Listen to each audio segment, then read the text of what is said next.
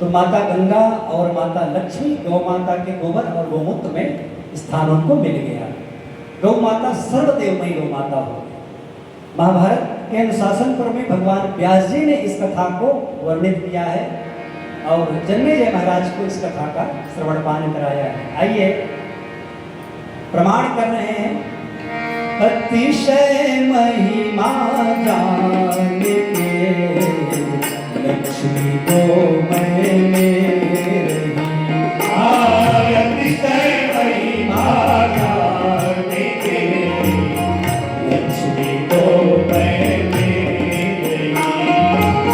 सब देवन को वास हमें भी थोड़ बताओ। सब देवन को वास हमें भी थोड़ बताओ।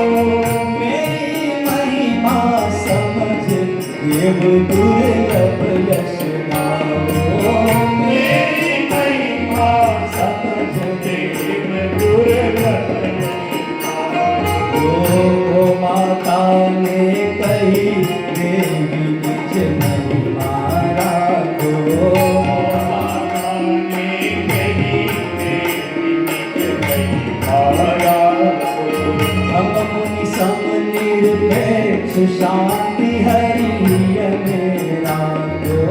हम मुनि सम निरपेक्ष शांति हरिय मेरा। करो पिता रथ मोय हूँ, गौ माता को मैं कही। हाँ करो पिता रथ मोय हूँ, गौ माता को मैं कही। हाँ अतिशय महिमा जान के अतिशय महिमा जान के को मैंने अतिशय महिमा जान के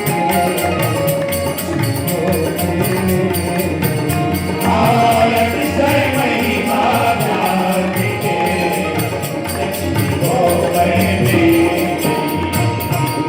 ये प्रमाण किया है भगवान व्यास जी महाराज ने कि गौ माता के शरीर में 33 कोटि देवी देवताओं का निवास होगा।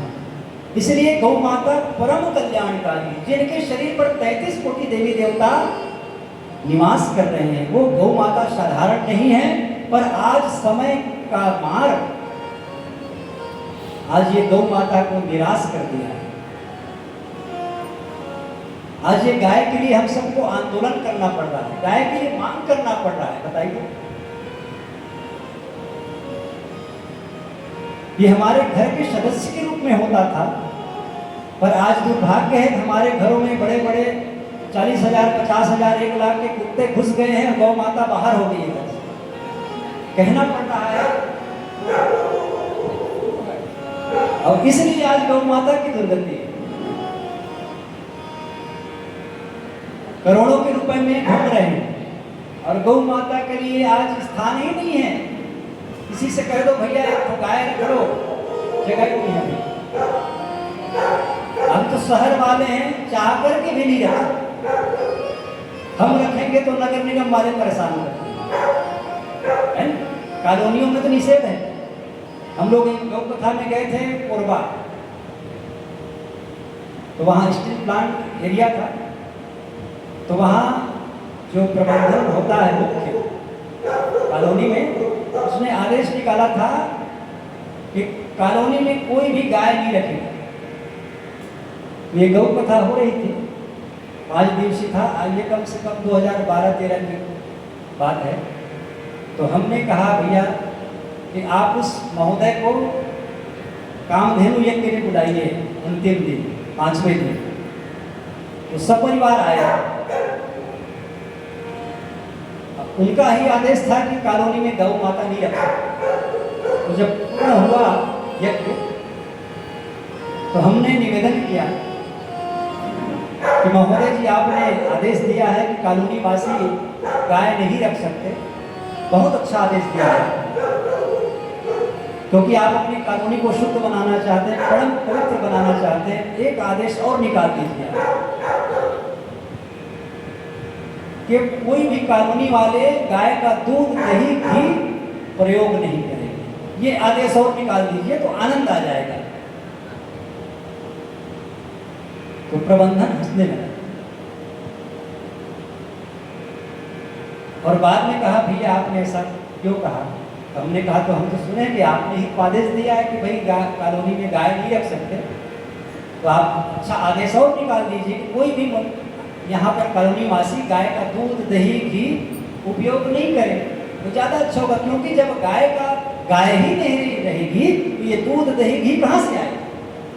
आप कॉलोनी वासी आप कह रहे हैं वैसे, और दूसरे कॉलोनी वाले कह रहे हैं, गांव वाले गांव में हाका पाड़ रहे हैं कि कोई गाय नहीं रखेगा, शहर वाले में हाका डाला रहे हैं कि कोई भी गाय नहीं रखेगा, तो ये दूध दही घी कहाँ से आएगा?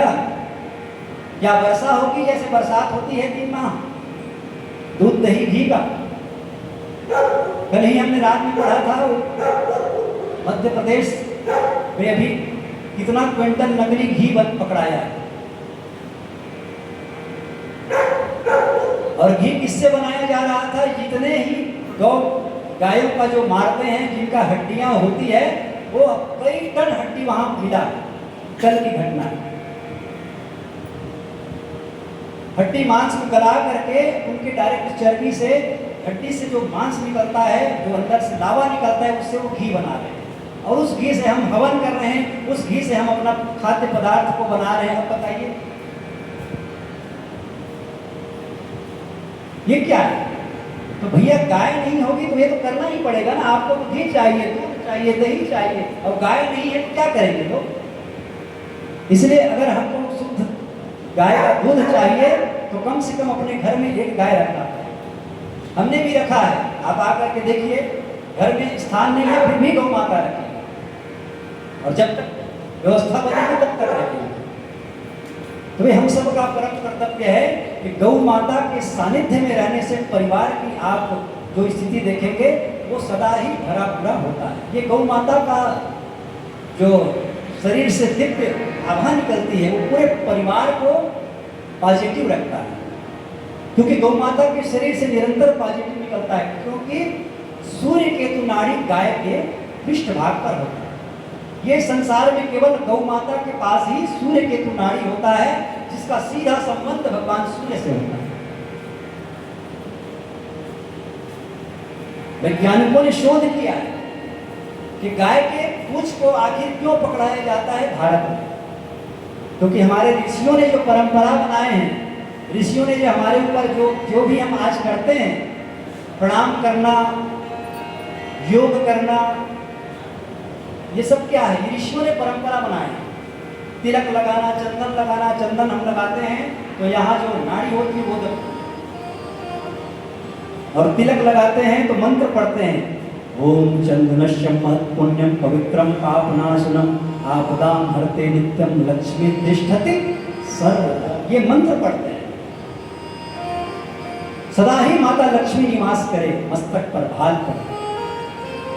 ये परंपरा ऋषियों ने बनाया है, रिसर्च करके बनाया है। तो इनका रिसर्च हुआ आखिर गाय के पूंछ को क्यों पकड़ाते हैं भारत देश में, तो पाया गया कि इनका सीधा संबंध भगवान सूर्य से होता है। जो सूर्य के किरणों में जो गौ किरण होता है, विज्ञान वाले जानते हैं गौ किरण जो होता है, उसी गौ किरण से ही संसार में जितने भी फल फूल और अनाज होता है उसमें अंकुर लगता है। गौ किरण से सूर्य का जो प्रातः, जिसको ब्रह्म मुहूर्त कहते हैं, उसी समय उस गौ किरण प्रकट होता है। तो गौ माता के जो पृष्ठ भाग है, यहाँ से उनके पूंछ तक की इनमें सूर्य की शक्ति होती है। जब किसी व्यक्ति का प्राणांत नहीं होता रहता है, बहुत तड़पता है, उसको गाय का पूंछ पकड़ाते हैं तो उसका प्राणांत हो जाता है। क्यों? क्योंकि जो गाय के ऊपर जो सूर्य केतु नाड़ी है, ये शक्ति धक्का मारती है प्राण को, और फिर जीव का प्राण निकलता है, क्योंकि यहाँ से शक्ति प्रकट हो जाती है। तो भैया मरने के समय गौ माता की पूंछ क्यों पकड़े? अब हम आज ऐसे देखते हैं कि घर में तो गाय नहीं है, पर हम अपने आप को हम हिंदू कहते हैं, मरने के समय हमारे वेद पुराण कहते हैं कम से कम गाय का पूंछ पकड़ लो, तो गाय तो है ही नहीं है तो कहाँ जाएंगे पूंछ पकड़ लो। जो घर में बांध के रखे उसी का पूंछ पकड़ लो, जिनके जिनके घर में जो बंधा है उसी का पूंछ पकड़ ले, बैतरणी से पार हो जाएगा। मरते हैं तो कहते हैं गरुड़ पुराण सुनाओ, गरुड़ पुराण सुनाओ। गरुड़ पुराण में यही कहा जाता है पंडित जी के द्वारा कि जो बैतरणी नदी होती है उसको पार करने के लिए गौ माता का पूंछ पकड़ करके उस नदी से पार किया जाता है। तो गाय तो है ही नहीं है, तो कहां से बैतरणी नदी पार हो? क्योंकि वह बैतरणी नदी आप सभी लोग कथा में सुनते हैं कि खून मवाद हड्डियों से वो पूरा नदी बलबलाती रहती है। बड़े बड़े दांत वाले उस नदी में जीव निवास करते हैं, जो जीव को खाने के लिए दौड़ता है। उस नदी को जीव को पार करना होता है। हम अपने जीवन में जितने भी हमने मंत्र पढ़ा, जितने भी हमने तंत्र पढ़ा, जितने भी देवताओं की पूजन किया, हम सब वहां जाकर के उस देवताओं को पुकारते हैं, पर कोई देवता वहां खड़ा नहीं होता।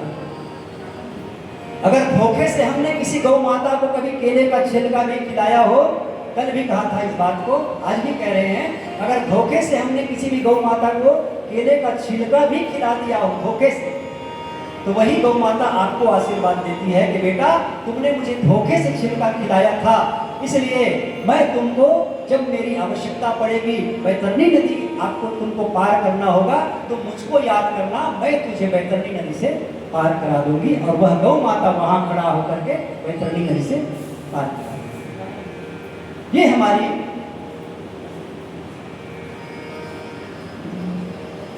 जीवों को उद्धार करती है। एक लोकगीत में बहुत सुंदर गीत गाया है किसी ने, बैतरणी ने पार लगा दे,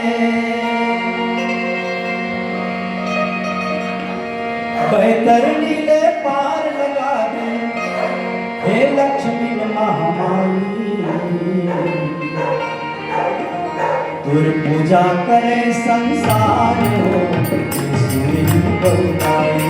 तुर पूजा करे संसार हो, सुरही बहुताई, तुर पूजा करे संसार हो, सुरही बहुताई, तुर पूजा करे संसार हो, सुरही बहुताई। बैतरणी ने पार लगा दे, बैतरणी ने पार लगा दे, हे लक्ष्मी महामाई, तुर पूजा करे संसार हो, सुरही बहुताई, पूजा करे संसार हो, सुरही बहुताई, तुर सेवा करे संसार हो, सुरही बहुताई, तुर सेवा करे संसार हो, सुरही बहुताई। इसलिए भैया जीते जी तो हमारी कल्याण करती ही है, पर जो अपना प्राण त्याग करके भी हमारी सेवा करती है। ये गौ माता ऐसी माता है, जब अपना शरीर त्याग देती है तो भी कहती है कि बेटा तुम मेरी सेवा किए हो, मेरी रक्षा किए हो, मैं मर कर भी तुम्हारे संतान के लिए काम करूंगी, तुम मेरे शरीर मेरे चमड़े का जूता चप्पल बना करके पहन लेना बेटा, मैंने जीते जी तुमको दूध दही पिलाई हूँ, पर मरने के बाद भी मैं तुमको सुरक्षा कवच दूंगी, तुम्हारे जूते चप्पल के रूप में तुम्हारे पैर में कभी कांटा न चुभे। ये गौ माता संकल्प करती है हमारे लिए, पर आज हमने उस गौ को कहां से कहां पहुंचा दिया। आप देखेंगे तो देख नहीं पाएंगे गौ माता की स्थिति क्या है। अब हम लोग पकड़ते हैं, गौ तस्करी पकड़ते हैं, गौ माता की क्या स्थिति है तो हम लोग जानते हैं। एक एक ट्रक में 40, 50, 60, 70, 80 गायों को ठूस देते हैं, मुंह को बांध के, मुंह को बांध देते हैं, आवाज न लगाएं, और चारों पैर को बांध देते हैं, और जैसे हम लोग बोरी को फेंकते हैं गाड़ी में, वैसी गायों को फेंक देते हैं और ले जाते हैं। और जब यहाँ से पैदल ले जाते हैं, क्योंकि यहाँ छत्तीसगढ़ में गौवध निषेध है, तो यहाँ से पैदल ले जाते हैं। हमने देखा है कि झारखंड और उड़ीसा रास्ते हैं, यहाँ जो भैया रायगढ़ से उधर निकलता है रोड में घाटी, उधर करते क्या है, पैदल यात्रा कराते हैं कसाईयों के द्वारा, तस्करियों के द्वारा, और गाय बैल के पीछे में घाव बना देते हैं, दोनों तरफ पीछे घाव बना देते हैं मार मार के। और जब गौ माता बैठ जाती है, बैल बैठ जाते हैं, बछड़े बैठ जाते हैं, तो उसमें वो नुकीली कील से पोंछते हैं, और जब वहां से खून निकलता है तो उसमें नमक और मिर्च का घोल डालते हैं, जिससे बिलबिला करके वो गाय और बछड़े दौड़ते हैं, क्योंकि उसको उस स्थान तक जाना है जहां उनको वाहन में लादना है। ये स्थिति है गायों का। आइए, आज इतनी दुर्दशा है गायों का कि हम बता नहीं सकते, आप सुन नहीं सकते। तो बताइए, ये दुर्दशा तक गौ माता को पहुंचाने वाले कौन है? कोई दूसरे तो नहीं है, हम लोग ही हैं। जब गौ माता दूध देती है तब तक हम उसको रखते हैं, बैल जब तक शक्तिशाली रहता है तब तक रखते हैं, और जब उनकी शक्ति और गौ माता का दूध समाप्त हो जाता है तब हम उसको कसाईयों को यूं ही दे देते हैं। तो सबसे बड़े गौ अपराधी तो हम ही हैं। इसीलिए गौ माता को बचाना है तो हम सबको गाय की महिमा ये जो चल रही है ना, भले सुनने वाले आप 20, 25, 50 हो, पर आप सभी परम गौ भक्त हैं, आपको ही गौ माता ने चुना है, ये मानिए। क्योंकि आप सब लोग देखिए, अन्य जब कथा होती है तो यहाँ बैठने के लिए स्थान नहीं मिलता, लेकिन गौ माता सबको नहीं चुनती। अगर सबको चुनती तो ये गौ माता की स्थिति ऐसा नहीं होता जैसे आज हो रहा है। आज ये पूरे भारतवर्ष में आंदोलन चल रहा है, हस्ताक्षर अभियान। आप देखिए, हमने बाहर में बोर्ड लगा है, गौ सम्मान आह्वान अभियान। ये भारत के जितने भी संत, साधु संत, ये लोग चला रहे हैं, इनको कोई फंडिंग नहीं है, कोई पैसा नहीं है, बिना पैसे के अभियान चल रहा है। हर तहसीलों में जाकर के हम लोगों ने एक समिति बनाए हैं, 2, 3, 4 लोगों का गठन किया है। वो लोगों ने ही 2 महीना तक घूम घूम करके हस्ताक्षर करवाए हैं गाँव-गाँव में, और हस्ताक्षर करवा के स्वयं अपने पैसे से घूमे हैं, अपने पैसे से हस्ताक्षर करवा रहे हैं। और वो हस्ताक्षर कापी का 4-4 सेट बना करके कम से कम एक आदमी जो गरीब है, गांव में साइकिल में घूमकर हस्ताक्षर करवा रहे हैं, वो आज 1000, 2000, 5000 रुपए दे करके वो स्वयं ये काम कर रहे हैं। इसके लिए ये गौ माता राष्ट्र माता बन जाए। राष्ट्र माता अर्थात उनको क्या मिल जाए? राष्ट्रीयता प्राप्त हो जाए। अब इसमें भी कारण क्या है? गौ माता कैसे बचेगी? आज भारत में बहुत सारे कत्ल खाने हैं जिसमें निरंतर गौवध होता है, गायों को काटा जाता है, सवेरे से रात तक चलता है, कई शिफ्टों में चलता है, 24 घंटा चलता है, जहाँ गायों को काटा जाता है, बैलों को काटा जाता है, 2-2, 3-3 साल के बछड़े को काट दिया जाता है। ये नागपुर में। अब ये बताइए, अभी गौ माता की वध ऐसी होता रहेगा तो आखिर आज हमारे पास कितने गाय बची है? पूरे भारत में 8 करोड़ गाय बची है, पूरे भारत में। और भारत की जनसंख्या क्या है? और हर आदमी को दूध नहीं चाहिए। 13 राज्यों में आज गौ माता के हत्या पर निषेध है और बाकी राज्य में चल रहा है। बात तो वही हो गया, जहां नहीं कट रहा है यहां से गाय चली जाती है। आप तेलंगाना चले जाइए, हम लोग रहे वहाँ 8-8 दिन 15 दिन चुनाव ड्यूटी में, इलेक्शन में, पूरे आप दिन भर 24 घंटा घूम लीजिए, गाय बैल दिखेंगे नहीं, है ही नहीं है। भैंस दिखेंगे, भैंसा दिखेंगे, उसको भी भैंस को पालते हैं और जब तक दूध देती है भैंस रखते हैं, उसके बाद काट के खा जाते हैं। वही स्थिति आज हमारे यहाँ भी, हमारे छत्तीसगढ़ राज्य में ही होगा, क्योंकि गौ माता निरंतर घट रही है। बोलिए गौ माता की जय। इसलिए गाय को बचाने भैया, और ये गाय को बचाने के लिए अभियान चल रहा है, पूरे भारत देश में चल रहा है, भारतवर्ष में चल रहा है। गौ माता को राष्ट्र माता घोषित करो, गौ माता को राष्ट्र माता घोषित करें, ये प्रार्थना हम सब भारत सरकार से करें। और भारत सरकार से प्रार्थना करेंगे कि हमारी गौ माता को आप राष्ट्रीयता प्रदान करें, जैसे आपने मोर को प्रदान किया है। राष्ट्रीय पक्षी मोर है ना, राष्ट्र पशु वन भैंसा, शेर, बाघ, हिरण, चीता, इनको राष्ट्रीयता प्राप्त है। आज एक हिरण भटकते हुए कहीं शहर में आ जाएगा तो पूरा शासन प्रशासन वन विभाग अगले ये सब पहुंच जाते हैं। क्यों? क्योंकि उनके साथ राष्ट्रीयता लगा हुआ है। इसलिए भैया ये गौ माता को राष्ट्रीयता प्राप्त हो जाएगा तो उनका वध रुक जाएगा, उनका सम्मान प्रारंभ हो जाएगा, उनकी सुरक्षा प्रारंभ हो जाएगा और उनका सम्मान सब लोग करेंगे।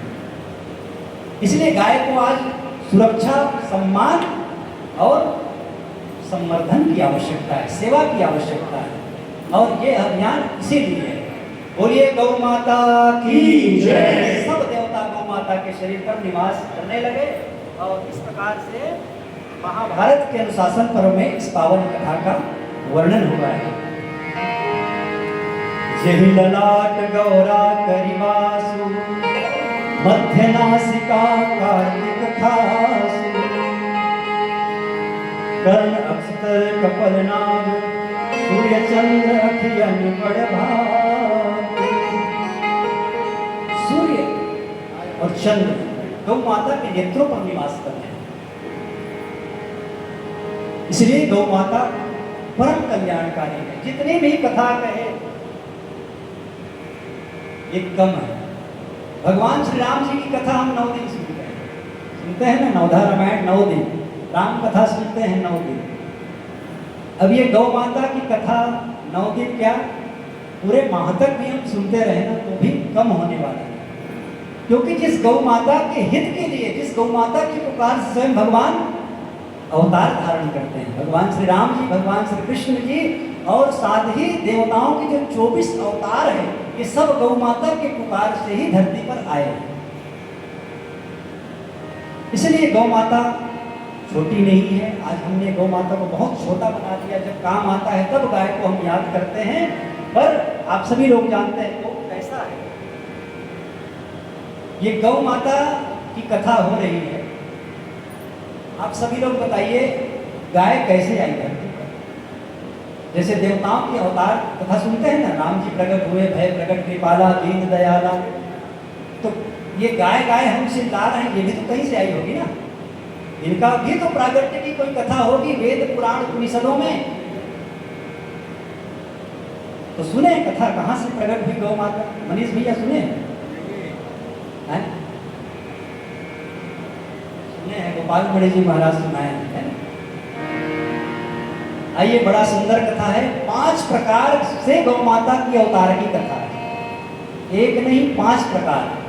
और ये 5 प्रकार बड़ा दुर्लभ कथा है। आप इस कथा को नहीं सुने होंगे, पर ये वेदों की कथा है, पुराणों की कथा है। तो आइए, ये 5 प्रकार से गौ माता की कथा कैसी है, कैसे अवतार गौ माता धारण करती है, बड़ी सुंदर कथा है।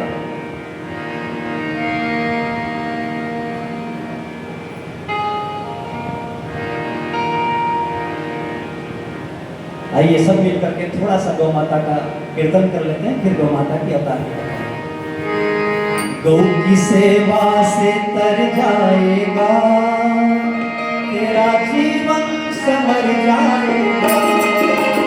गौ की सेवा से तर जाएगा तेरा जीवन, संवर जाएगा। गौ की सेवा से तर जाएगा संवर जाएगा। गौ की सेवा से तर जाएगा तेरा जीवन, संवर जाएगा। तेरा जीवन संवर जाएगा, तेरा जीवन संवर जाएगा, तेरा जीवन संवर जाएगा, तेरा जीवन संवर जाएगा। गौ की सेवा से तर जाएगा, गौ की सेवा से तर जाएगा तेरा जीवन, संवर जाएगा। गौ की सेवा से तर जाएगा तेरा जीवन, सुधर जाएगा। बोले गौ माता की जय।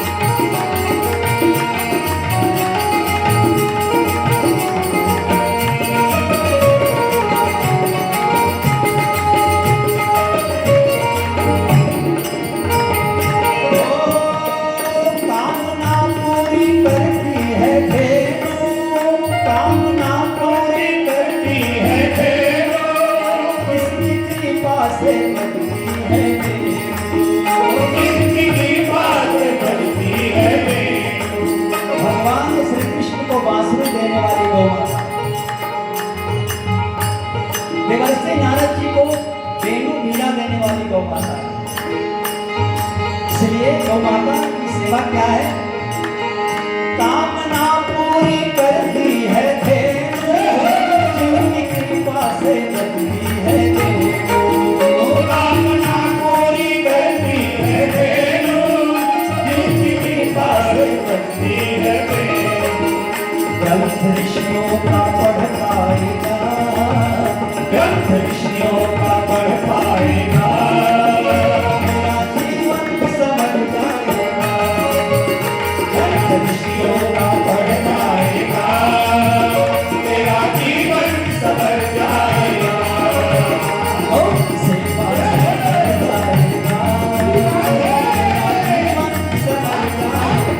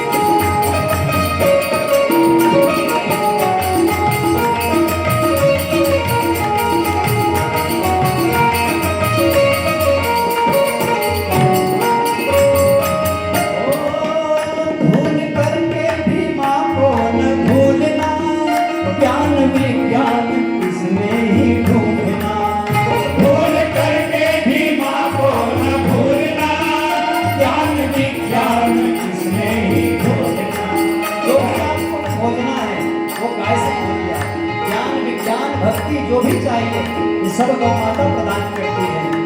भूल करके भी माँ को न भूलना, ज्ञान विज्ञान इसमें ही ढूंढना। भूल करके भी माँ को न भूलना, ज्ञान विज्ञान इसमें ही ढूंढना। नाम गोपाल बढ़ जाएगा,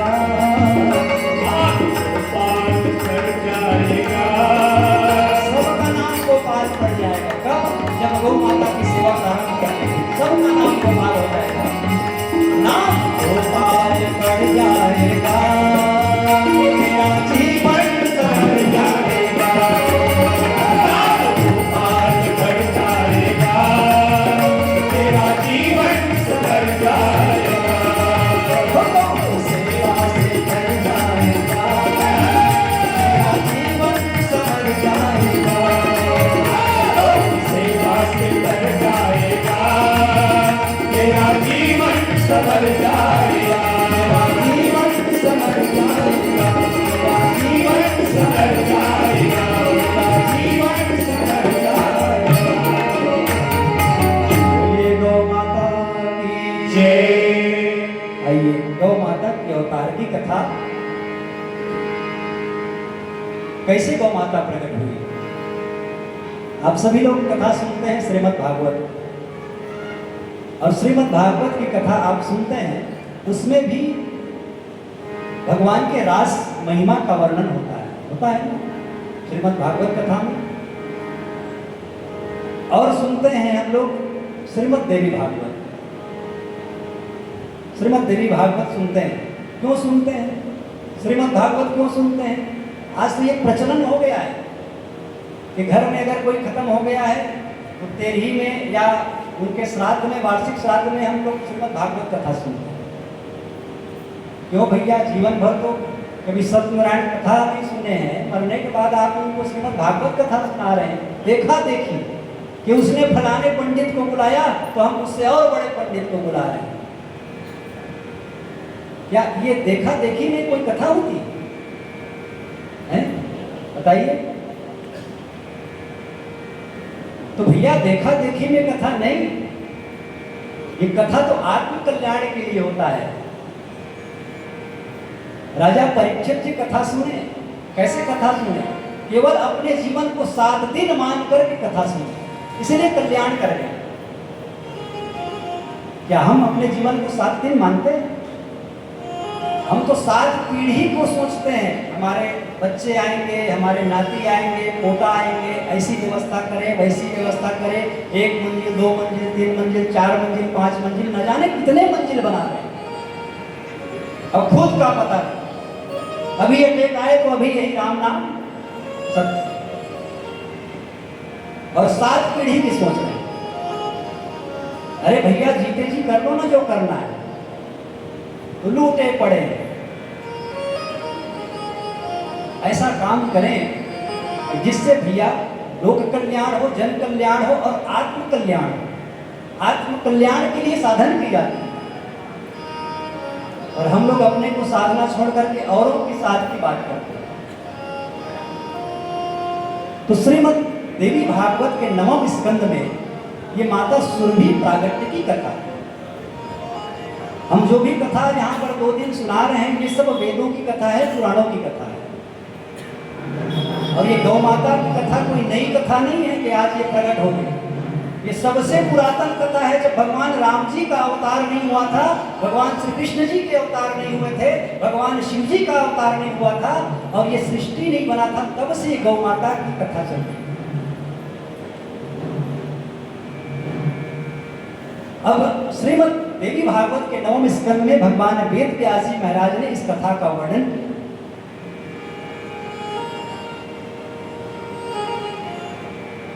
राजा जन्मेजय ने प्रश्न किया भगवान व्यास जी से,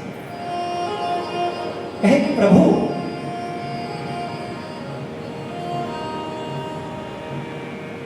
आप ये कृपा करके माता सुरभि प्रागट्य की कथा बताएं। ये सुरभि माता अवतार कैसे हुआ, ये गौ माता सुरभि प्रकट कैसे हुई धरती पर। तो भगवान व्यास जी ने बखान किया कि माता सुरभि कैसी प्रागट्य हुई। तो कथा सुना रहे हैं कि एक बार भगवान द्वारिकाधीश, बोलिए कृष्ण कन्हैया लाल की जय। बड़े निराले देवता है, सबसे निराले देवता है भगवान कन्हैया है। जिधर से देखो उधर से ही अच्छा लगता है, टेढ़ी टांग कर खड़े हो जाए तो भी अच्छा लगता है, सबसे निराले। तो ये कन्हैया रास लीला कर रहे थे ब्रज में। अब सब लोग रास की दर्शन करते हैं, और जब रास करते हैं तो उस समय पूरे ब्रजवासी पूरे ब्रज में रास की महिमा का गुणगान करते हैं। और जिस रास की महिमा को सुन करके बड़े बड़े सब देवता, ऋषि, महात्मा सब आकर्षित हो जाते हैं। इतनी रास की महिमा। इसी रास की महिमा माता पार्वती जी भगवान भोलेनाथ जी से कहते हैं, तो भगवान शंकर जी भी मचल जाते हैं इसी रास में जाने के। आप लोग गाते भी हैं, माताएं तो बहुत अच्छी गाती हैं इस गीत को, है कौन सी गीत को? एक बार श्री भोले भंडारी हो,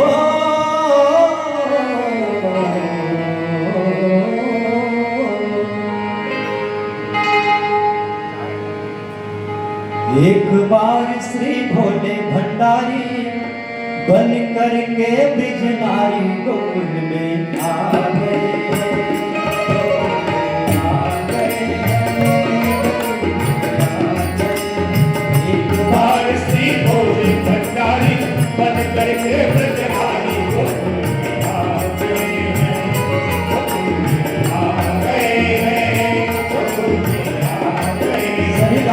बड़ा प्रसिद्ध गीत है।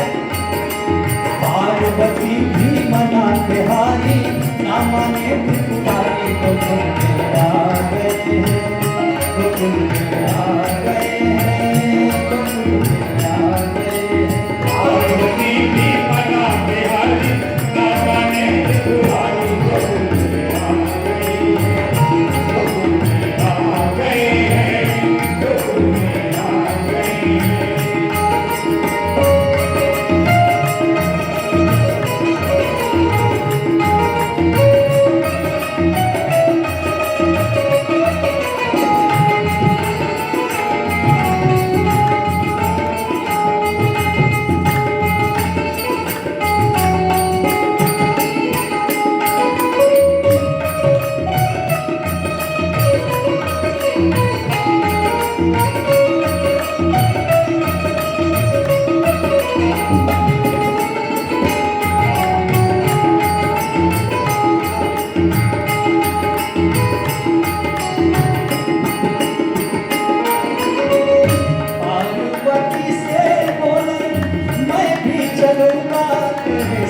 संग में हाय। पार्वती से बोला मैं ही चलूंगा तेरे संग में। राधा संग श्याम नाचे मैं भी नाचूंगा तेरे संग में हाय। राधा संग श्याम नाचे मैं भी नाचूंगा तेरे संग में। रास रचेगा गल में भारी, रास रचेगा गल में भारी, हमें दिखाओ भाई गोकुल में आ गए हैं, गोकुल में आ गए हैं, गोकुल में आ गए हैं। एक बार भी बोले भंडारी बन करके भगवान गोकुल में आ गए, गोकुल में आ गए हैं, गोकुल में आ गए हैं। वो भोले बाबा से कहती है पार्वती जी मैया, ओ मेरे भोले बाबा कैसे ले जाऊं तुम्हें रास में हाय। मेरे भोले बाबा कैसे ले जाऊं तुझे रास में। मोहन के सिवा कोई पुरुष ना जावे रास में हाय। मोहन के सिवा कोई कोई पुरुष ना जावे रास में। हंसी करेंगे कजरा, हंसी करेंगे कजरे नारी मानो बात हमारी गोकुल में आ गए।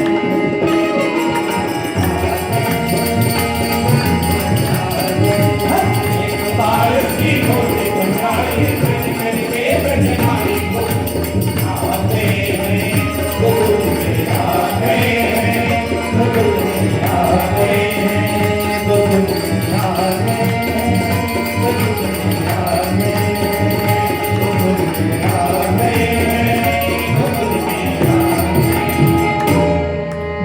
एक आध बार जब 7 दिन की कथा रखेंगे तब पूरा गाएंगे। बोलिए गौ माता की जय।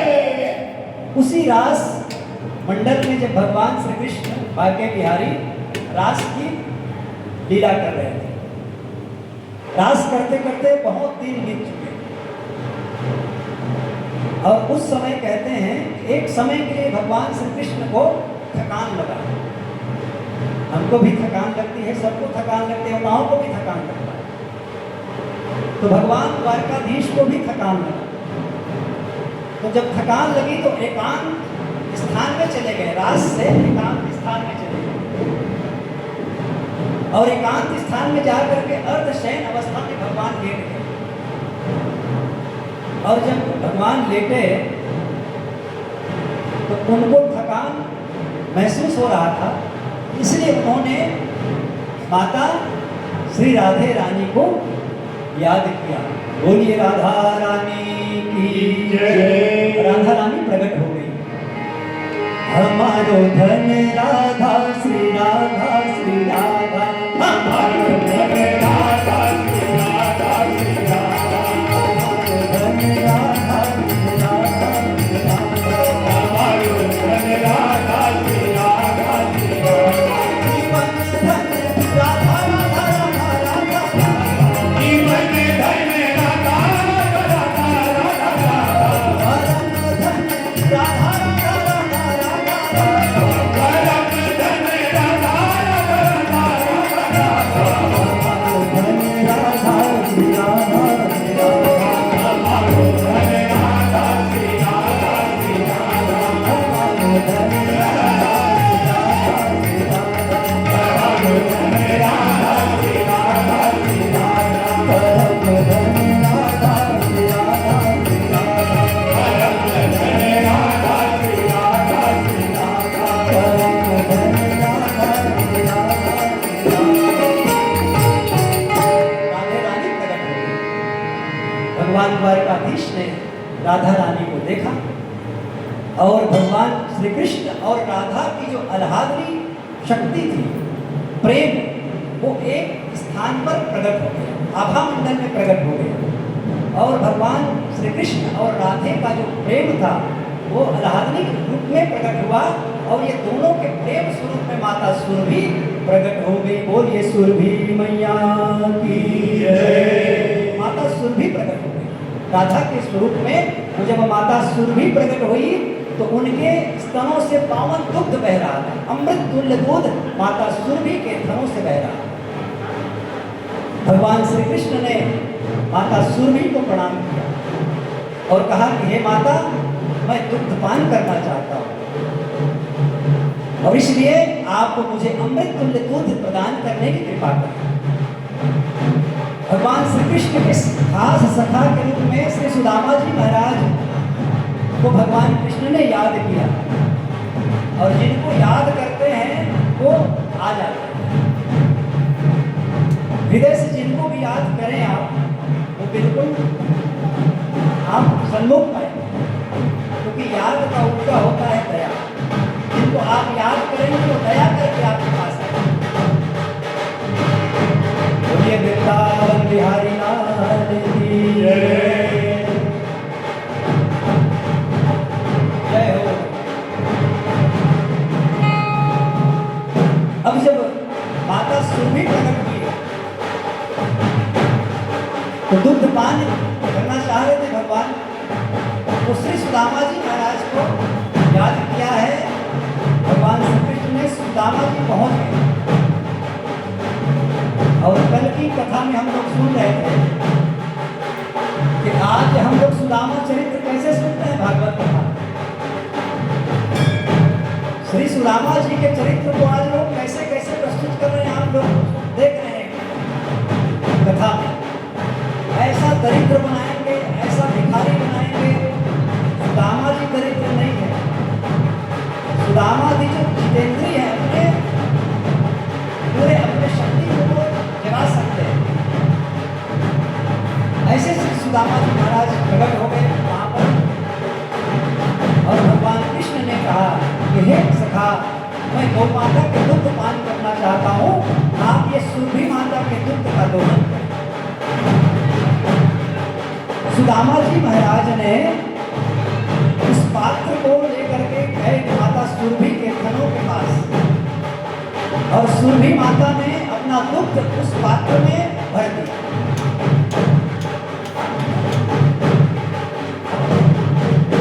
पूरा उसका जो पात्र था सुदामा जी का, वो गौ माता सुरभि के दूध से भर गया और जब दूध से भरा तो सुदामा जी महाराज ने भगवान श्री कृष्ण को उस बर्तन को जिसमें दूध भरा हुआ था उसको देना चाहा और दे रहे थे। भगवान कृष्ण ने उसको रखा और रख के जैसे ही उसको पीना चाहा, अनायास अचानक उसके हाथों से वो दूध का भांड था बर्तन गिर गया, छूट गया और वो धरती में गिर गया और उसी स्थान पर क्षीर सागर का निर्माण हो गया। बोलिए क्षीर सागर महाराज की जय।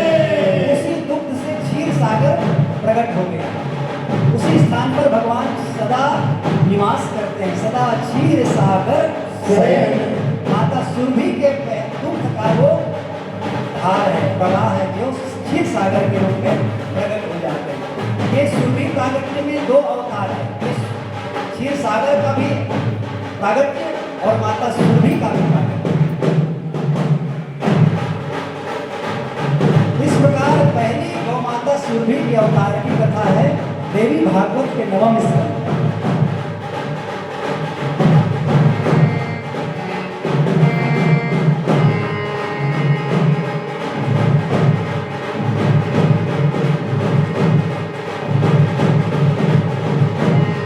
गोविंद काले गोपाल काले, गोविंद काले गोपाल काले, गोविंद काले गोपाल काले, गोविंद काले गोपाल काले। ना जीवन के नैया किनारे लगा ले, किनारे लगा ले, जीवन की नैया किनारे लगा ले, किनारे लगा ले। जीवन के नैया किनारे लगा ले, किनारे लगा ले।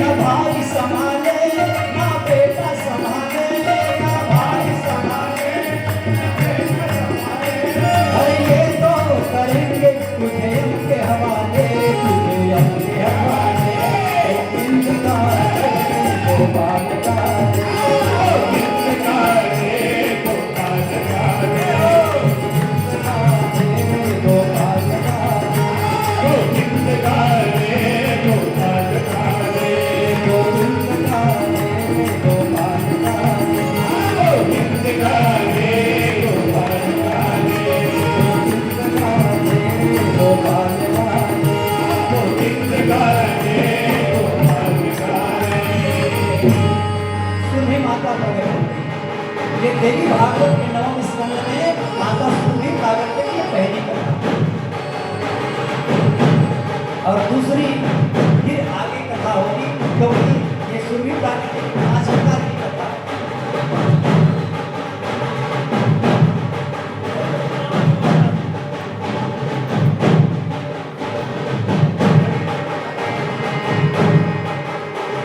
और जब माता सुरभि प्रकट हुई तो वह कौन सा दिन था, कौन सा तिथि था जिसमें माता सुरभि प्रकट हुई? तो कार्तिक मास। कौन सी मास? कार्तिक महीना,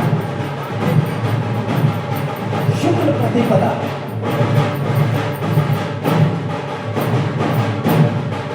ये तिथि की घोषणा की जा रही है देवी भागवत के नवम स्कंद में। कार्तिक शुक्ला प्रतिपदा सुरभि ब्रज अवतार भयो। कार्तिक शुक्ला प्रतिपदा सुरभि ब्रज अवतार भयो। कार्तिक शुक्ला प्रतिपदा सुरभि ब्रज अवतार भयो। कार्तिक शुक्ला प्रतिपदा सुरभि ब्रज अवतार भयो। वृंदावन में कृष्ण क्षीर अभिलाषा कीन्ही। वृंदावन में कृष्ण क्षीर अभिलाषा कीन्ही।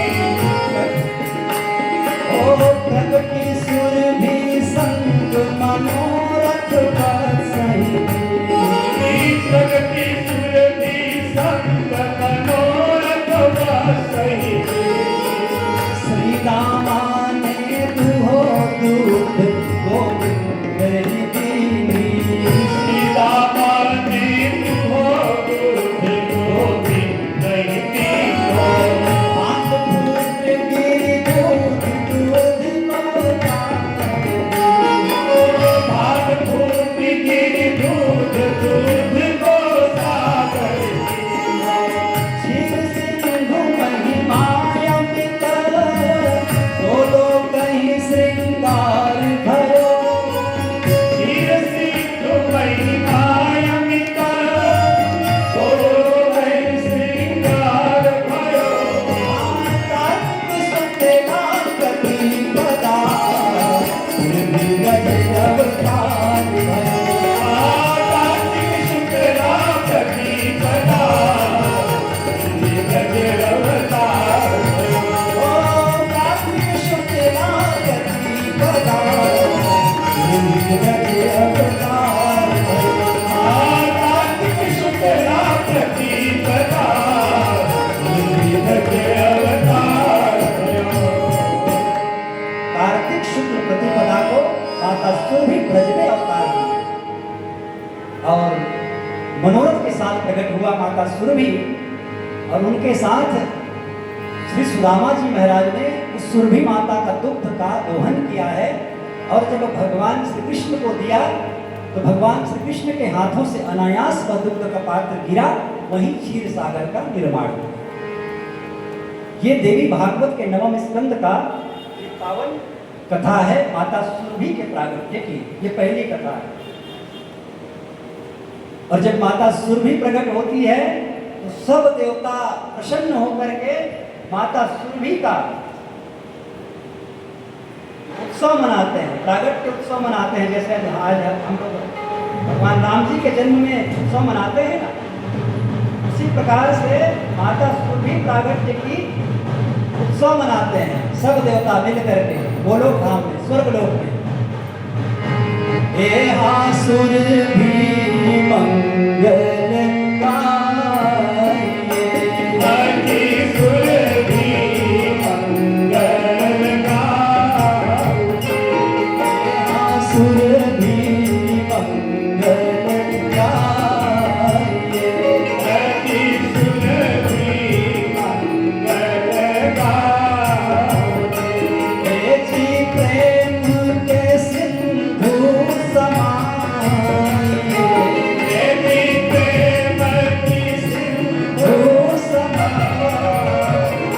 सखी सुरभि मंगल गाए। सखी सुरभि मंगल गाए। आइए, जब गौ माता प्रागट्य होती है तो कैसे कैसे होता है पूरे संसार में?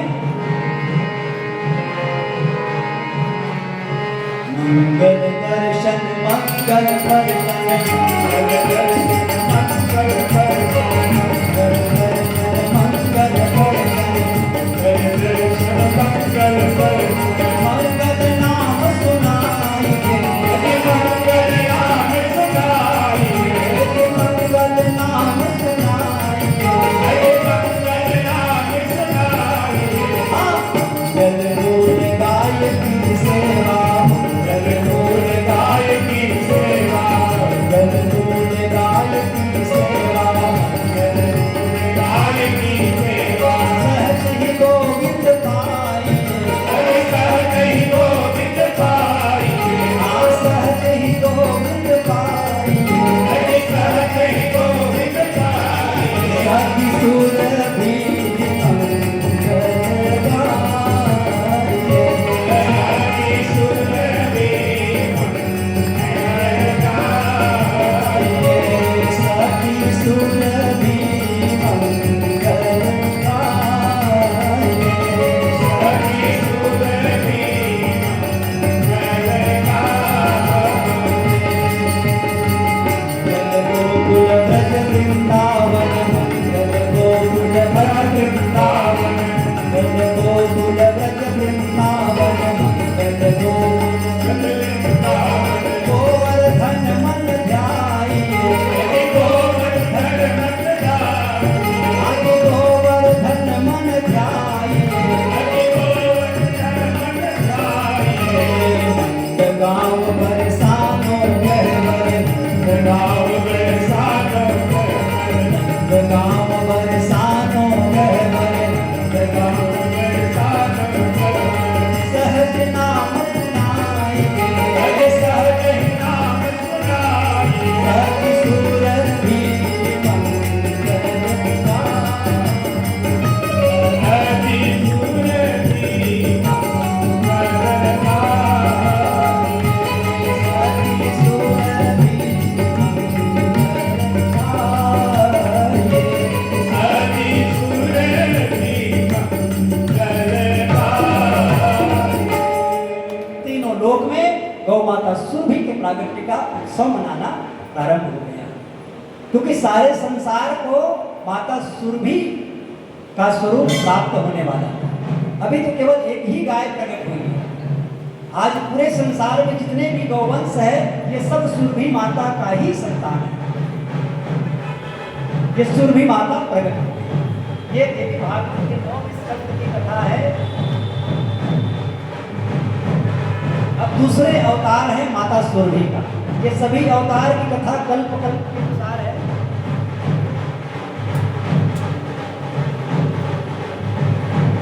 दूसरे माता सुरभि अवतार की कथा में ये कथा आई है कि भगवान ब्रह्मा जी ने सृष्टि निर्माण किया। जब भगवान ब्रह्मा जी सृष्टि निर्माण कर रहे थे उस समय ब्रह्मा जी ने तप किया और ब्रह्मा जी के तप के प्रभाव से माता सुरभि प्रकट हुई। भगवान ब्रह्मा जी ने जब भयंकर तप किया तो उनके तप के प्रभाव से माता सुरभि प्रकट हो गई गौ माता के रूप में। ये दूसरी अवतार की कथा है, क्योंकि समय भी 7 बजे के पहले कथा समाप्त होना है। भगवान की मंगल में आरती होगी और 2 दिन की कथा है, इसलिए थोड़ा थोड़ा सा प्रणाम करते हैं। भगवान ब्रह्मा जी के तप के प्रभाव के कारण माता सुरभि के प्रागट्य हुए दूसरी कथा। अब तीसरे रूप में गौ माता सुरभि की प्रागट्य कथा। भगवान ब्रह्मा जी ने 3 देवताओं को प्रकट किया आहुति देकर, यज्ञ देवता से। ब्रह्मा जी ने आहुति दिया, यज्ञ किया, तो ब्रह्मा जी की आहुति से 3 देवता प्रकट हुए। सूर्य भगवान, अग्नि भगवान और वायु भगवान। ये 3 देवता प्रकट हुए भगवान ब्रह्मा जी के आहुति से। अब ब्रह्मा जी ने तीनों देवताओं से कहा कि अब आप लोग आहुति दो। तो तीनों देवताओं ने आहुतियां दी। भगवान सूर्य ने, अग्नि देवता ने और वायु देवता ने। अब जब तीनों देवताओं ने आहुति दिए तब माता सुरभि प्रकट हो गई। बोलिए सुरभि मैया की जय। तीसरी कथा, तीनों देवताओं की आहुति से सुरभि माता प्रकट हुई। अब तीनों देवताओं ने कहा कि ये सुरभि माता मेरी है, उसने कहा कि ये मेरा है, उसने कहा कि ये मेरा है। माता एक है और देवता तीन है। तब भगवान ब्रह्मा जी ने कहा कि भाई आप तीनों को तो नहीं मिल सकता, एक को मिलेगा। तो इसलिए भगवान सूर्य को समर्पित कर दिया माता सुरभि को। इसलिए सूर्य केतु नाड़ी और भगवान सूर्य का संपूर्ण प्रेम गौ माता के साथ जुड़ा। ये तीसरी अवतार की कथा है। तैतरीय ब्राह्मण सूची गौ अवतार कथा कही। ये सभी पुराणों के अनुसार से कथा का चौथी अवतार है गौ माता। कैसे हुआ? भगवान ब्रह्मा जी ने छक करके अमृत पान किया। इतना अमृत पिया ब्रह्मा जी ने कि उनका संपूर्ण मन तृप्त हो गया। और जब तृप्त होता है तो आप सभी लोग जानते हैं डकार आ जाता है। आता है ना, जब भोजन से पेट भर जाता है तो डकार आ जाता है। ये देवताओं के द्वारा बनाया हुआ एक सिग्नल है हमारे शरीर के लिए कि भैया आप खाना बंद करो। डकार आए तो समझ जाओ खाना वहीं से बंद किया जाए। तो भगवान परमपिता ब्रह्मा जी ने छक करके सुधा पान किया, अमृत पान किया। और अमृत जब पूरा पान किए तो भगवान ब्रह्मा जी को डकार आया और उनके डकार से ही माता सुरभि प्रकट हो गई, क्योंकि माता सुरभि अमृत से ही प्रकट हुआ। भगवान ब्रह्मा जी ने अमृत पान किया है, अमृत से अमृत प्रकट हुआ, इसलिए प्रमाण किया गया है। यो प्रजापति सुधा पान सुरभि से सुरभि भरी। प्रजापति सुधा पान सुरभि से सुरभि भई। यो प्रजापति सुधा पान सुरभि से सुरभि भई। यो प्रजापति सुधा पान सुरभि से सुरभि भई। ब्रह्मा दक्ष प्रजापति सृष्टि आज्ञानी। ब्रह्मा दक्ष प्रजापति सृष्टि आज्ञानी। प्रजावृत्ति की चिंता प्रथम प्रजापति की। प्रजावृत्ति की चिंता प्रथम प्रजापति की। देवन अमृत सुलभ मनुज कैसे सुख पावे।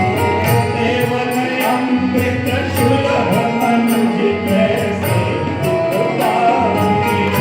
या सुधा को पान यो सुधा को पान सुरभि सुरभि प्रगटाओ। लोकमार्ग सुरभि प्रकट सृष्टि पालक भई। लोकमार्ग सुरभि प्रगट सकल सृष्टि पालक भई। यो प्रजापति सुधा पान सुरभि से सुरभि भई। यो प्रजापति सुधा पान सुरभि से सुरभि भई। यो प्रजापति सुधा पान सुरभि से सुरभि भई। यो प्रजापति सुधा पान सुरभि से सुरभि भई। ब्रह्मा जी ने सुधा पान किया, अमृत पान किया और अमृत से अमृत प्रकट हो गया। क्योंकि भगवान ब्रह्मा जी ने विचार किया कि देवता तो अमृत पा जाएंगे समुद्र मंथन के बाद, पर ये जो मनुष्य है, धरती के मनुष्य है, इनको अमृत कैसे मिले? इसके लिए भगवान ब्रह्मा जी ने हम जीवों के लिए अमृत की व्यवस्था की है। गाय के दूध के रूप में अमृत ही है, अमृत से ही प्रकट हुआ है, इसलिए गाय के दूध को अमृत कहा गया है। आप लोग जिनके घर में गाय है वो जानते हैं, पेउस नाम सुने? पेउस, जब गाय जन्म देती है बच्चे को तो उनके पहले दूध का पेउस बनाते हैं। पेउस का मतलब जानते हैं संस्कृत में क्या है? पीयूष। संस्कृत में वो पीयूष, पीयूष कहते हैं अमृत, और आज हम लोग भाषा में उसको पेउस कहते हैं, वो है पीयूष। पीयूष माने होता है अमृत। इस अमृत को हम पान करते हैं तो बताते हैं, आप सब लोग जानते हैं पीयूष की महिमा क्या है। तो क्योंकि अमृत से प्रकट हुआ है, इसलिए अमृत जो प्रकट हुआ है वो अमृत ही है। तो इस प्रकार से चौथी गौ माता की प्रागट्य की कथा है। अब ये पांचवी प्रकार की जो गौ माता की अवतार की कथा है, ये कथा आप सब लोग सुने, कोई न कोई कथा में आप लोग सुने किस प्रकार से माता सुरभि की प्रागट्य की कथा है।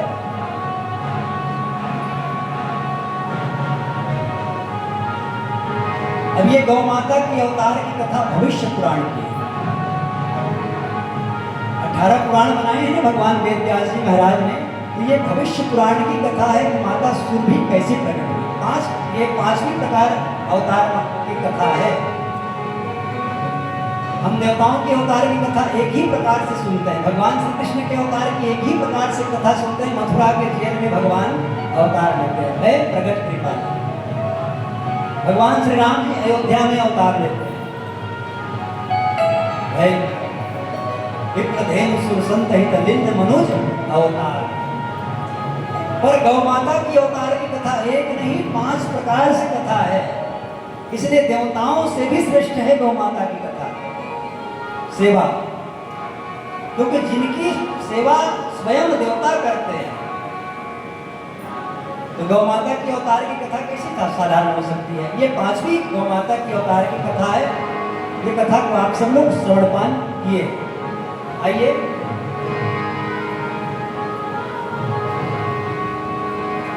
देवासुर संग्राम हुआ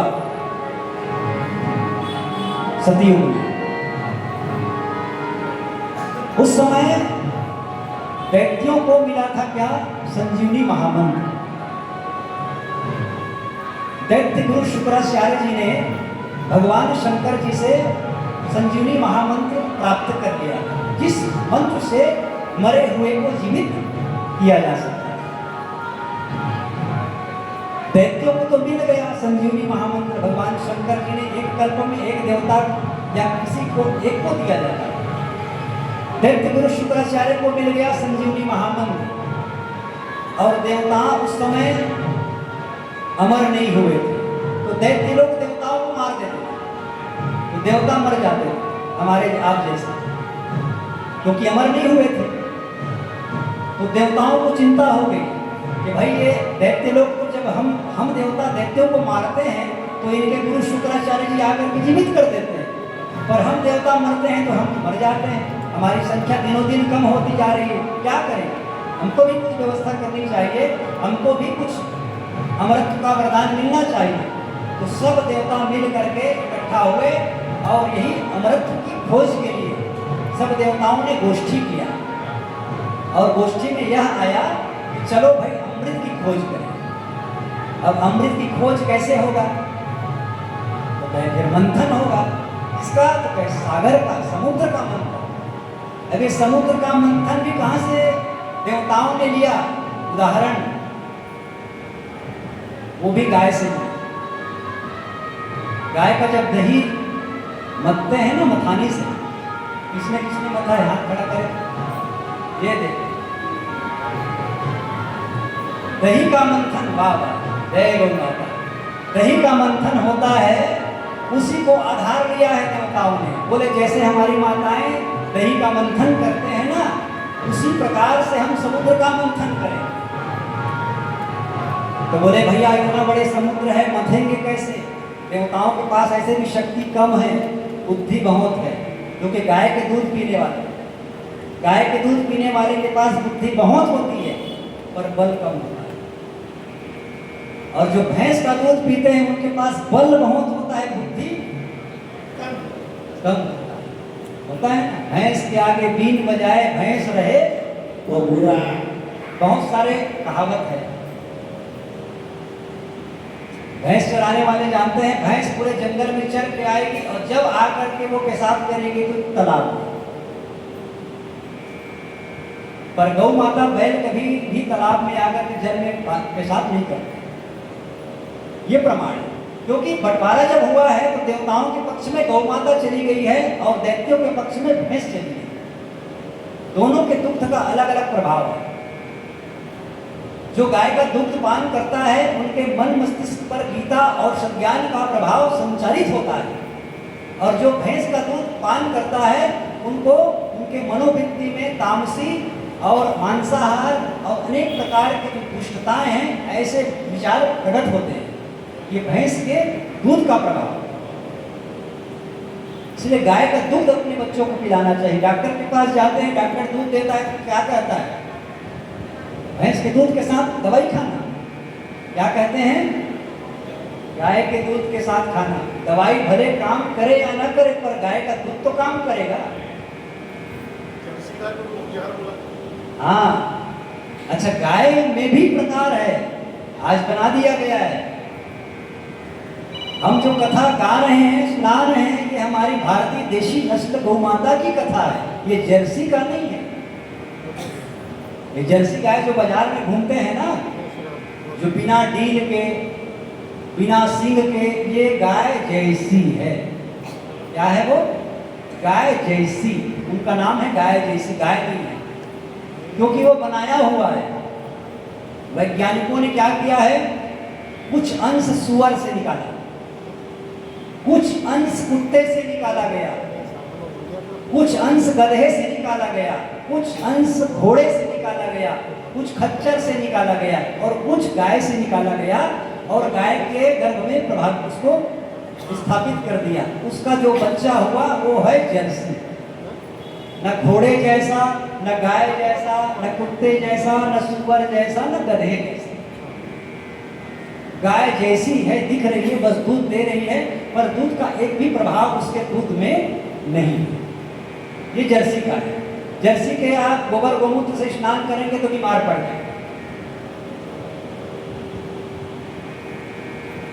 उसमें जहर खाकर अमृत देने की क्षमता नहीं है। पर हमारी जो भारतीय देशी नस्ल की गौ माता है, उनके गोबर से सुगंध आता है। आप नहा के देखिए, हम रोज नहाते हैं। दुनिया का कोई ऐसे साबुन शैम्पू नहीं है जितना आपके शरीर को मखमल बना दे। आप लगा के देखिए, एक दिन हाथ में ऐसे लगा के देखिए, अनजान में ही लगा के देखिएगा ऐसे हाथ, और देखना उसके बाद देखिएगा हाथ कितना आपको मुलायम लगेगा।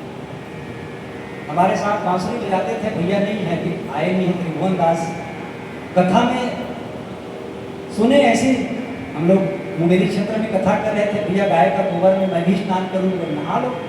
तो हम सब लोग नहा रहे थे तो भी नहाए, और नहा करके बताया भैया मैं आज तक दुनिया में ऐसा कोई साबुन नहीं नहा देखा हूँ जो इतना मेरे शरीर को कोमल कर दे, मुलायम बना दे। और आज भी वो गाय के गोबर से स्नान कर रहे हैं। जिनकी बांसुरी का धुन आप सब लोग आज से 15-20 साल पहले जितने भी कैसेट में आप सुनते थे, श्री त्रिभुवन दास मालिकपुरी, वो हमारे साथ कथा में चलते हैं बांसुरी में, पर अभी नहीं है, वो बाहर कथा करते हैं। तो ये गाय की गोबर की महिमा है। आप लगा के देखिए, हम तो सब जगह लगाते हैं, आँख में, चेहरे में, कान में, नाक, सब लगाते हैं। कहीं लग रहा है आपको गोबर से नहा के आए? पर हम अपने घर में जो गौ माता रखें उसी के गोबर से नहाते। आज मैं सोच रहा था कि गोबर आज नहीं है, सब छेना खा के कैसे नहाऊंगा। उसी समय मैं बाहर निकला हूँ नहाते नहाते, तो गौ माता ने उसी समय गोबर किया। बोला चलो, मैं खोज रहा था, मिल गया मुझे। आप कामना करके जाइए भैया गौ माता के पास। मेरा तो बिल्कुल विश्वास है कि जो आप मांगेंगे वो देती है। ये कामधेनु है। कामधेनु सहज रूप में इसको नहीं कहा गया है, ये कामधेनु है। आप जो मांगेंगे हृदय से तुरंत देती है। कोई उधारी गौ माता नहीं। आप एक सूखी घास भी आप गौ माता को खिलाएंगे तो उसका तुरंत आपको फल के स्वरूप में आपको दे देगी। ये गौ माता उधारी कभी नहीं रखती, इसलिए गौ माता परम कल्याणकारी है।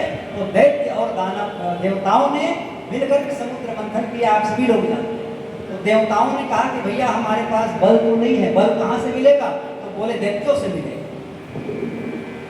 तो दैत्यों के पास जाकर के गुरु शुक्राचार्य जी के पास जाकर के कहा गया, मनाया गया, तो सब दैत्य तैयार हो गए। अब समुद्र मंथन की योजना बनी। अब जब समुद्र मंथन की योजना बनी तो सब देवता इकट्ठा हो गए। कहाँ? समुद्र में। अब व्यवस्था किया कैसे मथानी बने, किसको रस्सी बनाए, आप सब लोग जानते हैं, कथा सुने हैं ना। तो सब देवता व्यवस्था कर रहे हैं। प्रारंभ हुआ सागर मंथन, सागर मंथन, प्रारंभ हुआ सागर मंथन, सागर मंथन।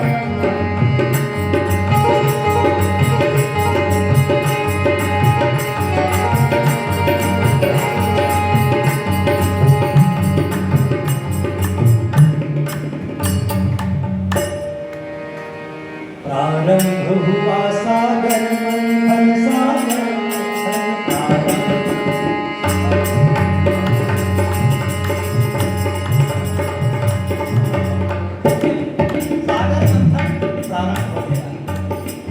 देवता और एक तरफ दैत्य, दोनों खींच रहे हैं। व्यवस्था कैसी की गई?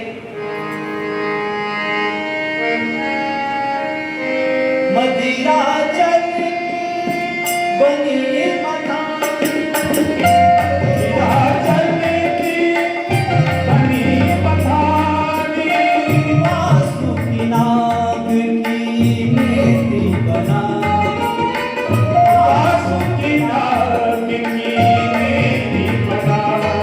प्रारंभ हुआ सागर मंथन, सागर प्रारंभ हुआ सागर मंथन, सागर मंथन। प्रारंभ हुआ सागर मंथन, सागर मंथन, प्रारंभ हुआ सागर मंथन, सागर मंथन। समुद्र मंथन प्रारंभ हो गया। आप सभी लोग जानते हैं 14 रत्न समुद्र मंथन से प्रकट होने लगे बारी बारी। अलग अलग पुराणों में अलग अलग जो है महाद्रव्यों का कथा है कि कौन सा कब प्रकट हुआ। जैसे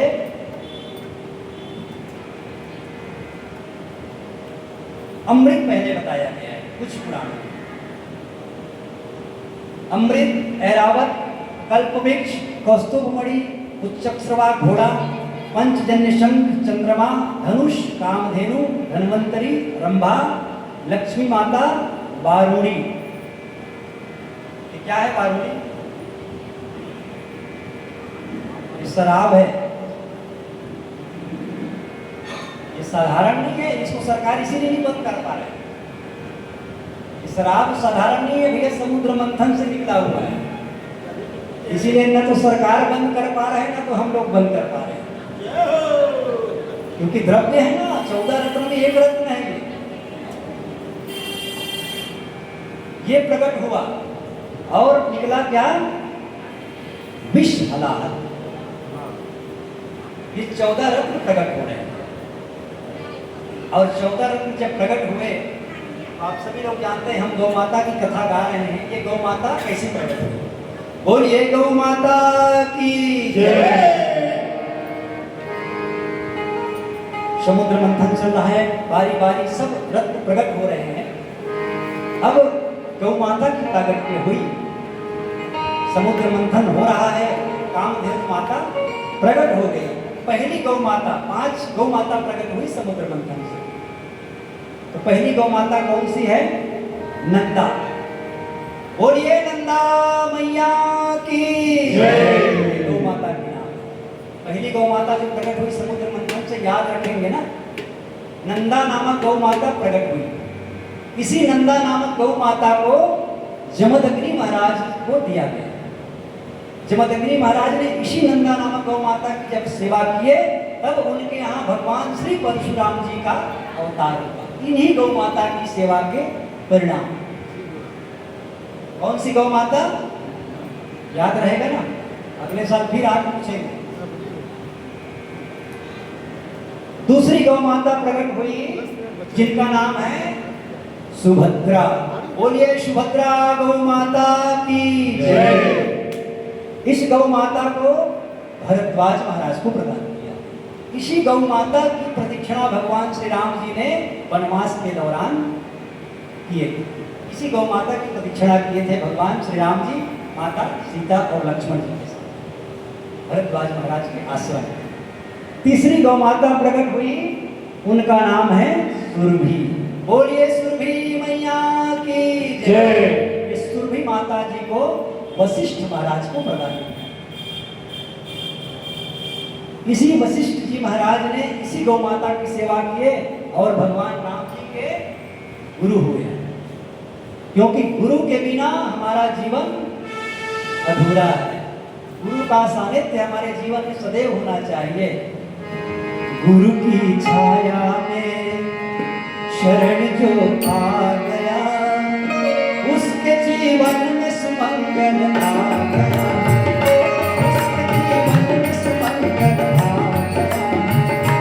गुरु की छाया में शरण जो आ गया, उसके जीवन में सुमंगल आ गया।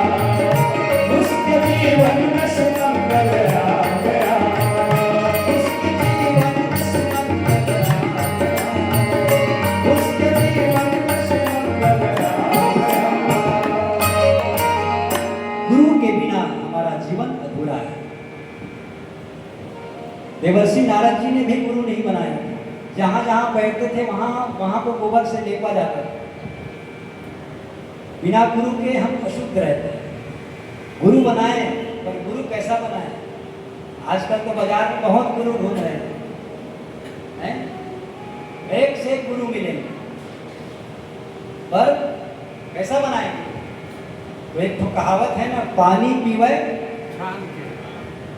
क्या करके? छान के। और गुरु बनावे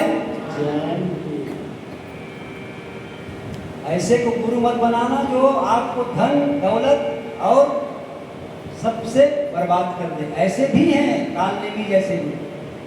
हनुमान जी को चाहा ना चेला बनाना। हनुमान जी ने कहा भैया मेरे पास एक ही अभियान है। काल नेमी ने कहा क्या? तो कहे मैं पहले गुरु दक्षिणा देता हूँ। तो काल नेमी ने कहा कैसे चेला हो भाई, पहले गुरु दक्षिणा देना चाहते हो?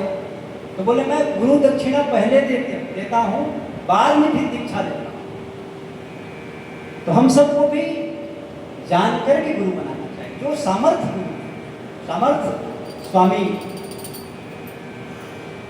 आप सब लोग जानते हैं वीर शिवाजी ने कैसे गुरु बनाया, महाराणा प्रताप ने कैसे गुरु बनाया, जीजाबाई ने कैसे गुरु बनाया, मीराबाई ने कैसे गुरु बनाया, माता कर्मा ने कैसे गुरु बनाया। एक से एक गुरु है।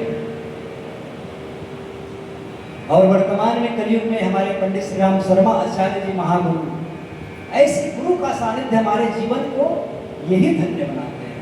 तो गुरु वशिष्ठ जी के पास ये गौ माता सुरभि इनको दिया गया। और चौथी गौ माता है सुशीला। बोलिए सुशीला माता की जय। इनको आसित महाराज को प्रदान किया गया। और जो पांचवी गौ माता है बहुला। बोलिए बहुला गौ माता की जय। इनको गौतम महाराज को प्रदान किया गया। इन्हीं गौ माता बहुला की सेवा के कारण गौतम को अहिल्या प्राप्त हुई। ये पांच गौ माता पांच ऋषियों को दिया गया। समुद्र मंथन के बाद इनके पास सुरक्षित रखा गया। क्षीरोदधि मंथन प्रगट पांच गाय ऋषिगण लया। क्षीरोदधि मंथन प्रगट पांच गाय ऋषिगण लया। सुरभि सुशीला बहुला और सुनंदा। सुरभि सुशीला बहुला और सुमंता। पांच गौ माताओं के नाम है और सुने। सुशीला, सुरभि, सुशीला, बहुला, भद्रा और नंदा। ये पांच 5 गौ माता सुरभि सुशीला बहुला और सुभद्रा सुरभि सुशीला बहुला और सुभद्रा नंदा। यज्ञ हेतु भई प्रगट लोक माता सुत गौरा। यज्ञ हेतु भई प्रगट लोक माता सुत गौरा। भरद्वाज जमदग्नि वसिष्ठ प्रसिद्ध गौतम ऋषि। भरद्वाज जमदग्नि वसिष्ठ प्रसिद्ध गौतम ऋषि। ओ प्रगति महिमा अमित कथा अद्भुत पुराण। प्रगति महिमा अमित कथा अगणित पुराण लिखी। ब्राह्मण को कुल एक है, उभय कृपा सुख शांति नहीं। ब्राह्मण को कुल एक है, उभय कृपा सुख शांति नहीं। सिरोधरि मंथन प्रगट, आशिलाए शिवन नहीं। आशिरोधि मंथन प्रगट, आशिलाए शिवन नहीं। आशिलाए शिवन नहीं। आशिलाए शिवन नहीं। आशिलाए शिवन नहीं। गौ माता की जय। 5 गौ माता समुद्र मंथन से प्रकट हो गई और 5 का नाम आप सब लोग जानते हैं। 5 ऋषियों को दिया गया है। इस प्रकार से ये गौ माता प्रागट्य की कथा है।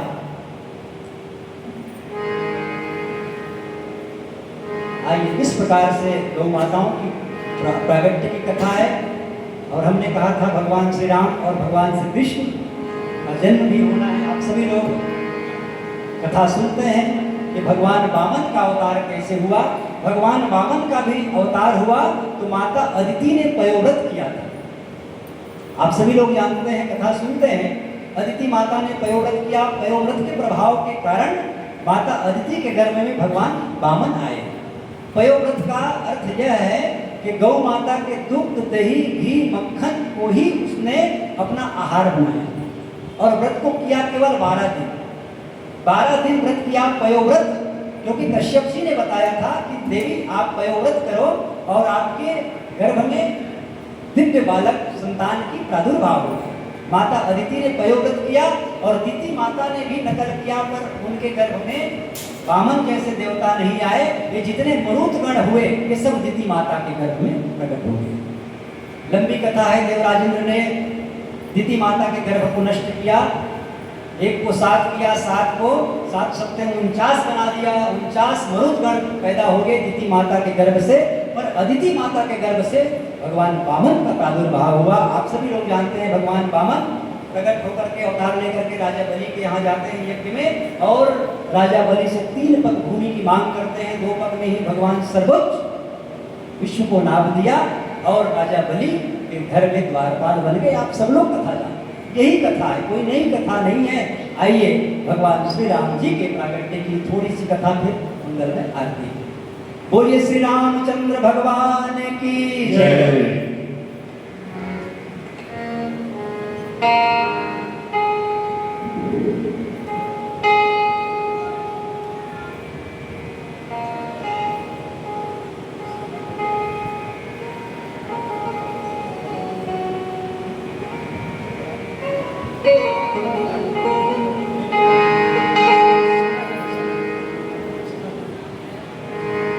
बोलिए राजा रामचंद्र की विप्रभेद सुर संकहित लीन मनुज अवतार मुझ इच्छा निर्मित तनु माया गुण गोपाल।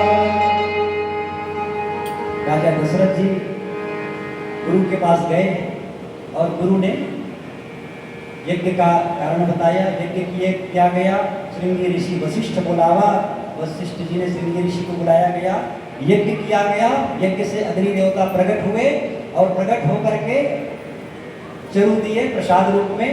और आप सभी लोग जानते हैं भगवान राम जी प्रकट होते हैं माता कौशल्या और सुमित्रा कैकेयी माता को ये पुत्र के रूप में प्रकट हुए और सब तरफ भगवान श्री राम जी की जय जयकार हो जाते हैं। बोलिए रामचंद्र भगवान की जय। भगवान श्री कृष्ण का भी जन्म का यही कारण है। विप्रधेनु सुरसंतहिता निम्न मनुज अवतार। जब कंस का अत्याचार बढ़ा तब ये धरती माता गौ माता का रूप धारण करके जाती है और परमात्मा से कामना करती है। तब ये भगवान श्री कृष्ण के रूप में प्रकट हो जाते हैं। बोलिए राजा राम। आइए समय हो चुका है। मंगलमय आरती गौ माता की, उसके पश्चात भगवान श्री राम जी की मंगलमय आरती। आइए आरती पर माता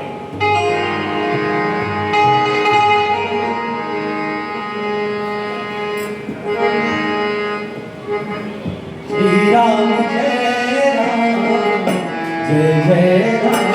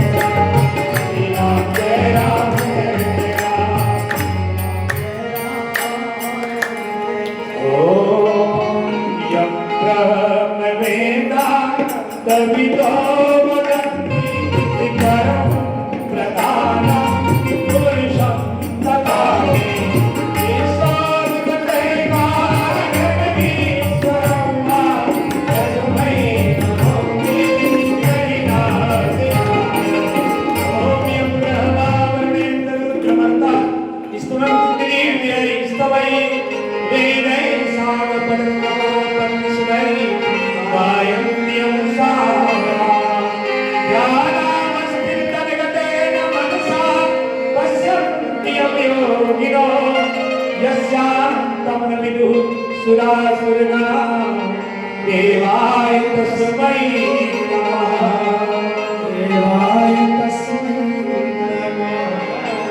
जय जय गौ माता मैया जय जय गौ माता।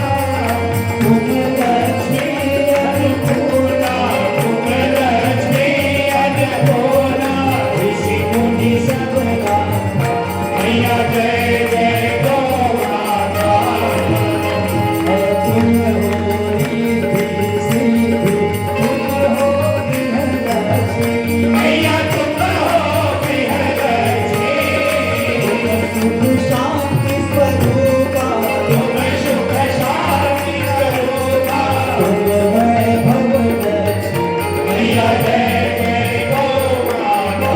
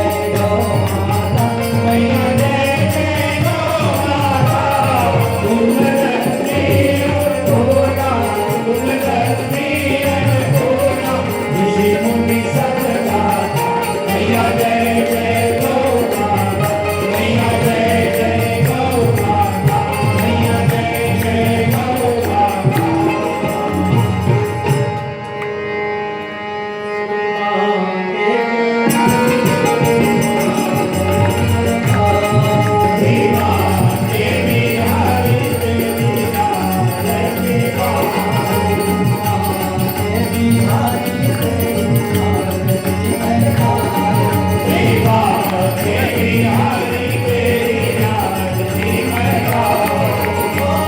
मोरे मुकुट प्यारे शीश पे सोहे।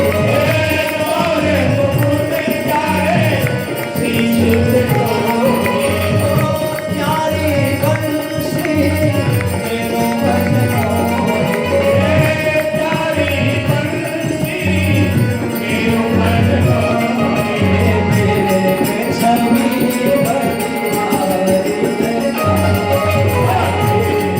सभी भरी हारी मैं गाऊं। चरणों से निकली है गंगा जल।